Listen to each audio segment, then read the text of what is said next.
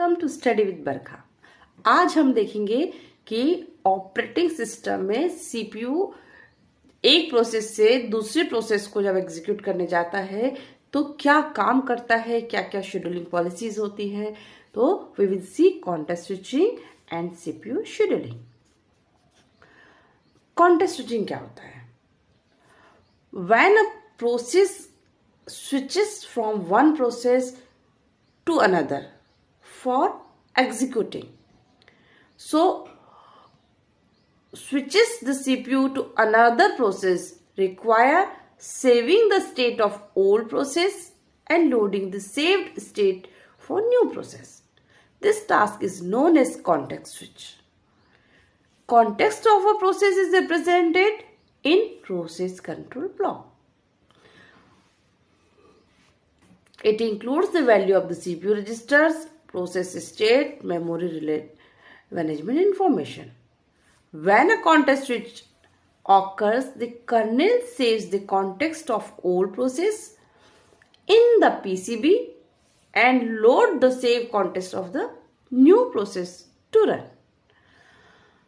Process एक process है, उसकी इंफॉर्मेशन, उससे रिलेटेड इंफॉर्मेशन, हर प्रोसेस से रिलेटेड इंफॉर्मेशन क्या होती है, उसका प्रोग्राम काउंटर की वैल्यू, शेड्यूलिंग की इंफॉर्मेशन, कौन सी शेड्यूलिंग पॉलिसी यूज कर रही है, first come first out, shortage of first, round robin scheduling, कौन सी शेड्यूलिंग पॉलिसी आपकी प्रोसेस यूज कर रही है।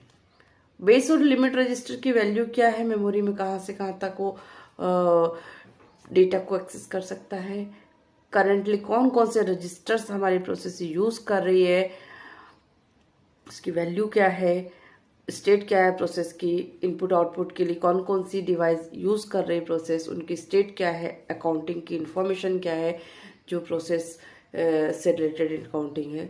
तो ये सारा का सारा जो इंफॉर्मेशन है वो कहलाता है कॉन्टेक्स्ट ऑफ द प्रोसेस। और हर प्रोसेस के लिए ये सारी इंफॉर्मेशन और इससे भी ज्यादा इंफॉर्मेशन प्रोसेस कंट्रोल ब्लॉक में स्टोर होती है। ये सारी इंफॉर्मेशन को हम कहेंगे प्रोसेस का context. So when a processor CPU switch from one process to another, एक प्रोसेस को एग्जीक्यूट कर रहा है, वहां से वो दूसरे प्रोसेस को एग्जीक्यूट करने जब जाता है तो ये सारी इंफॉर्मेशन पुरानी प्रोसेस की, ओल्ड प्रोसेस की, वो मेमोरी में सेव कर देता है, प्रोसेस कंट्रोल ब्लॉक में सेव करता है जो होता है मेमोरी में। जैसे कि आपका CPU, this is CPU, process P1 को अभी एग्जीक्यूट कर रहा है। अब प्रोसेस P1 से P2 पर को एग्जीक्यूट करने वाला है तो P1 की सारी इंफॉर्मेशन को, उसकी स्टेट को, के प्रोसेस कंट्रोल ब्लॉक को वो सेव करेगा मेमोरी में। उसके बाद प्रोसेस P2 के जो इंफॉर्मेशन है उसको वो रिस्टोर करेगा, लोड करेगा रजिस्टर्स में और वहां से वो एग्जीक्यूशन स्टार्ट करेगा। प्रोसेस P2 एग्जीक्यूट हुआ, अब उसके बाद उसको P1 को वापस एग्जीक्यूट करना है तो P2 की इंफॉर्मेशन सेव करेगा और P1 की इंफॉर्मेशन रिस्टोर करेगा और उसको एग्जीक्यूट करेगा। तो this is called context switching. Restore करता है सारी इंफॉर्मेशन, रजिस्टर्स की वैल्यू वापस रजिस्टर्स में डालता है, वहां से एग्जीक्यूशन स्टार्ट करता है।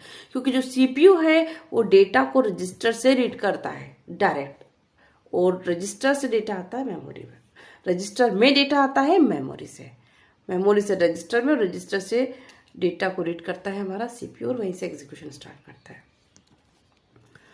अब देखते हैं CPU scheduling. The process scheduler schedules different processes to be assigned to the CPU based on particular scheduling algorithm.